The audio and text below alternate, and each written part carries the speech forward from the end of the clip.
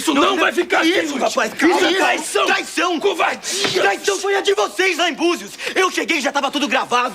Vocês fecharam o repertório e não falaram comigo direito. Para de falar merda, Luiz. Merda, quem tá falando é você. Eu tenho uma música, Paulo. Eu tenho uma música nesse disco, porra. Acabou, meu. Acabou. Tava cada um para um lado, cada um queria uma coisa, os outros caras queriam cantar, todo mundo queria compor. Não havia mais aquela linha clara que a gente tinha no começo. E ali a gente começou a trabalhar um repertório um pouco desigual, sabe? Procurando dar oportunidade para os outros dois também mostrarem o trabalho deles. E cantar não dava, mas para compor a gente estava usando algumas coisas. Mas tudo isso gerou muito ressentimento em relação aos Scavone, e a coisa nunca mais foi como antes. Assim, a gente perdeu a química, seja lá o que for, que a gente teve durante um período, já não havia mais no terceiro álbum. A gente teve um problema de ter ficado muito tempo fazendo o mesmo show e trabalhando no mesmo repertório. Isso daí causou um acúmulo de composições. A gente tem 4 compositores na banda. Isso daí causou um acúmulo de composições. E na hora de fazer o novo disco do RPM, de repente cada um tinha um LP pronto, né? A mudança radical do RPM e a decisão de não incluir as músicas de Luiz Schiavone no repertório do álbum Quatro Coiotes. A dupla Luiz Schiavone e Paulo Ricardo foram os criadores da banda e do repertório do RPM, mas tudo mudou no álbum de 1988, um trabalho bem diferente dos anteriores. Mas não só a música mudou, também a postura da banda e até o aspecto visual de seus integrantes. Como disse Luiz Schiavone, naquela época a banda estava com uma postura mais radical. O sucesso do RPM em 1986 gerou histeria em massa nos jovens que acompanhavam a banda, uma legião de milhões de fãs em todo o país. No final da turnê ao vivo do Rádio Pirata, essa histeria começou a gerar desconforto em alguns integrantes. Por exemplo, o guitarrista Fernando Deluc explicou isso comparando o RPM ao Grupo Menudo. Mas antes de contar essa história, pedimos que deixe seu like, se inscreva no canal e ative o sininho, para não perder os próximos vídeos. Você também nos ajuda a continuar contando mais histórias sobre o RPM e seus membros. Por fim, ativamos a opção Seja Membro para quem desejar colaborar e acessar material exclusivo do canal. O que levou o RPM ao sucesso em seu início, que foi o trabalho conjunto dos dois líderes da banda, Luiz Schiavone e Paulo Ricardo, não existia mais em 1988. Como resultado do sucesso e dos egos inflados dos integrantes da banda, todos agora queriam colocar suas músicas no novo repertório, rompendo com os moldes de composição do grupo. A sonoridade final mesmo, né, da banda que mudou bastante, tá uma coisa bem mais compacta, bem mais incisiva, né? E a colaboração muito grande que o PA e o Nando estão dando agora a nível de composição, arranjo e tal, que era uma coisa que não acontecia tanto nos outros trabalhos, principalmente porque era um trabalho que já existia antes deles entrarem na banda, né? Então, o fato de todos participarem das composições quebrou os moldes clássicos do grupo, e ficou perceptível na nova sonoridade da banda no álbum lançado em 1988. Anos depois Luiz Schiavone reconheceria que o RPM não poderia trabalhar daquela forma. Mas se todos tiverem composições, como foram escolhidas as músicas do novo disco, que ficaria conhecido como Quatro Coiotes, essa história é contada no livro Revelações por Minuto de Marcelo Leites. O RPM estava na fase de seleção das canções para o terceiro disco, RPM, Quatro Coiotes. O clima era muito complicado entre os músicos. A banda havia reatado, depois de 3 meses de separação e alguns acertos em relação à divisão de royalties, e participação nos contratos que não tinham sido favoráveis a Luiz. Luiz, realmente, havia perdido com a nova divisão de ganhos. Anteriormente, ele e Paulo Ricardo tinham a maior participação, até por terem sido os idealizadores e fundadores do RPM. Quando foi negociado o retorno da banda em 1987, os 4 músicos tiveram seus rendimentos igualados. Não era a questão financeira que incomodava tanto Luiz, mas a questão de igualdade de condições dentro da banda que ele havia concebido, ao lado de Paulo Ricardo, no início dos anos 80. O RPM era um trabalho muito bem feito de elaboração de visual, combinado com o talento do letrista Paulo Ricardo com a competência musical e instrumental de Luiz. Não foi um evento de marketing ou uma armação. Além desse problema de equiparação de rendimentos financeiros, todos tinham composições para o novo disco. O período de separação trouxe à tona a veia de compositores de todos os músicos. Existia uma grande pressão do Nando e do PA para incluirmos os trabalhos deles no novo disco, lembra o tecladista. Paulo Ricardo estava morando no Rio de Janeiro, vinha para São Paulo e se hospedava num flat na Avenida Rebouças, próximo à residência de Luiz Schiavon, no bairro de Pinheiros. Os 4 integrantes do RPM haviam agendado uma audição no flat para a decisão do repertório que faria parte do novo trabalho da banda. Eu cheguei no flat em que o Paulo estava, e ninguém estava lá, só ele. Falei com ele, que estava meio dormindo. Falei rapidamente e fui embora, relembra Schiavon.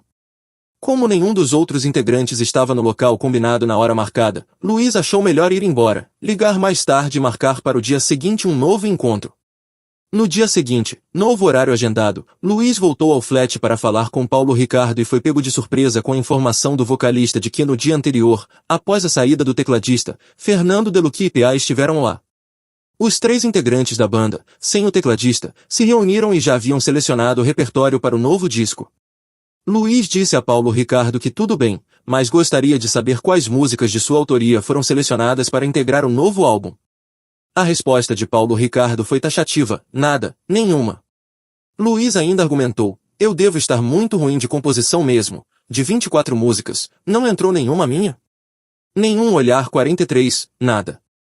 A ideia da banda era lançar um disco duplo, em razão da quantidade de material que havia sido produzido. A gente começou a trabalhar esse show no Rádio Pirata, né, em 85, e ficamos até o final de 86 trabalhando em cima do repertório que era basicamente de 84.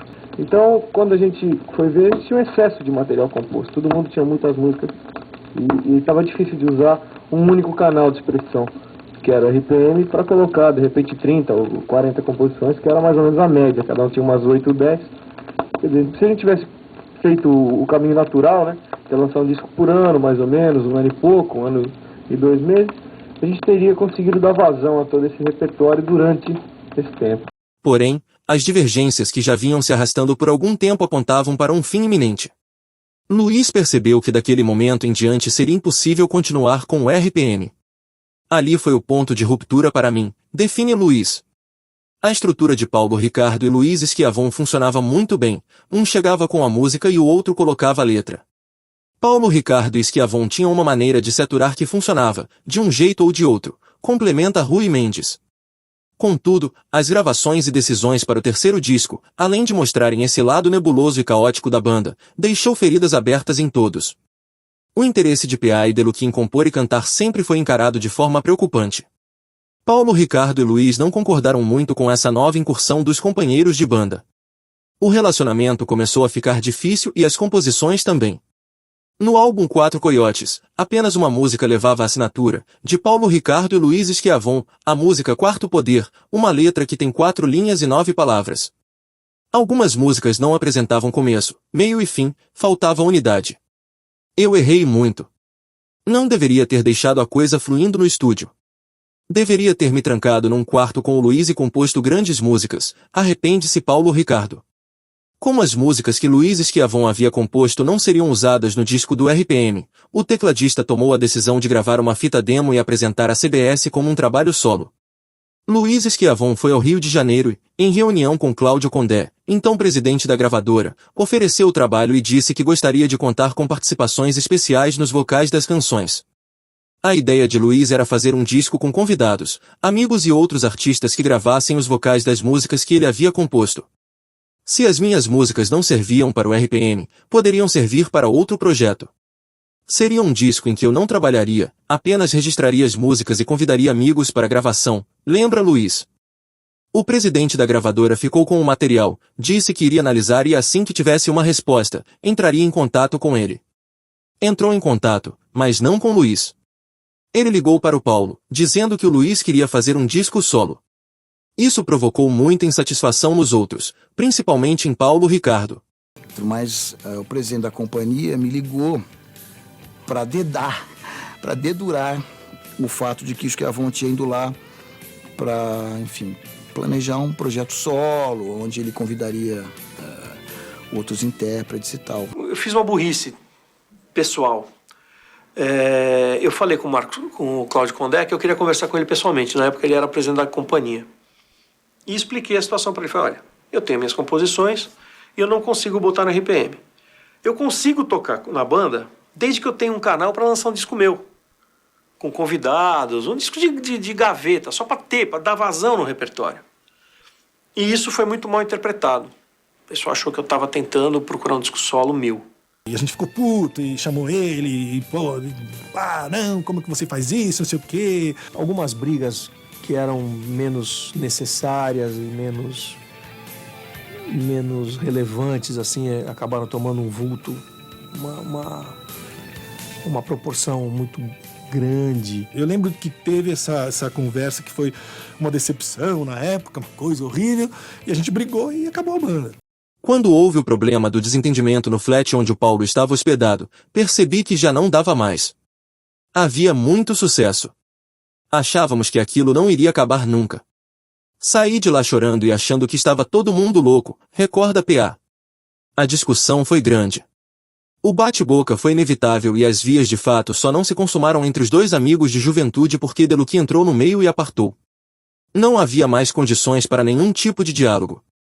Uma das razões para o desgaste natural do relacionamento entre os integrantes do RPM foi a falta de conhecimento mútuo e maior convivência entre os músicos.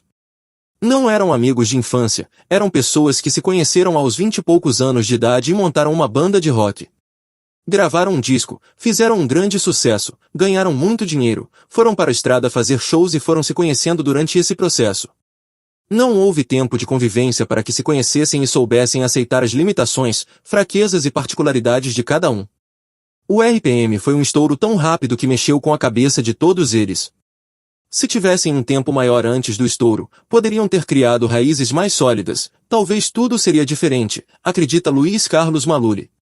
Essa foi a história de como foi feita a escolha do repertório que faria parte do disco Quatro Coiotes, trabalho que nasceu de um momento complicado para o RPM, o que explica em parte o quão errático foi esse álbum.